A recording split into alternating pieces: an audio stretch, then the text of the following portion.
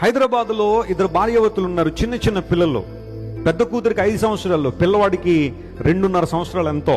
వాడు అప్పుడప్పుడే బుడుబుడి అడుగులు వేస్తూ ఉన్నాడు. అరే భర్తల మధ్య గొడవ వచ్చింది. అలా గొడవాడుకుంటూ ఆమె వెళ్ళి ఆ ప్రక్క గదిలో ఫ్యాన్కి చీర ఉరి వేసుకుని చనిపోయింది. ఆ ఇద్దరు చిన్న బిడ్డలు కూడా ఉన్నారని చూడకుండా ఆ క్షణికావేశంలో, ఆ మూమెంట్లో ఇంకా నేను బ్రతికి నేను ఉండకూడదు, నా భర్తను నేను చచ్చిపోయిన తర్వాత నేను సాధించాలి అనుకుందో ఏంటో ఆ ప్రక్క గదిలోకి వెళ్ళి సూసైడ్ చేసుకుంది, ఫ్యాన్ కూరేసుకుని.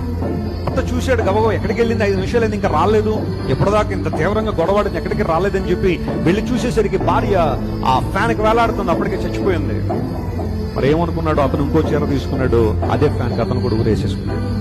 ఇద్దరు పిల్లలకి తెలియదు మమ్మీ డాడీ ఎక్కడికి వెళ్ళారని. వాళ్ళిద్దరూ బయట గదిలో చూస్తున్నారు. కాసేపటికి ఎవరో వచ్చి పిలుస్తుంటే వీరు పలకపోతుంటే, ఏరి మీ మమ్మీ డాడీ, ఏమో ఎక్కడికి వెళ్ళారో తెలియదండి. ఆ గదిలోకి వెళ్ళి చూస్తే ఒకే ఫ్యాన్కి ఇద్దరు భార్య భర్తలు, యవనస్తులే, నాట్ ఈవెన్ 30 years, ఇంకా చాలా కాలం బ్రతకాల్సిన వాళ్ళు క్షణికావేశంలో తమ జీవితాలు ముగించేస్తున్న వాళ్ళు చాలా మంది. నీకున్న సమస్యను మోయగలిగిన దానికన్నా పెద్దగానే ఉండొచ్చేమో కానీ ప్రపంచంలో నీ దేవుడు ఏ భారాన్నైనా భరించడానికి, ఏ భారము నుండైనా నేను విడిపించడానికి ఆయన ఇప్పుడు సంసిద్ధత కలిగిన వాడే.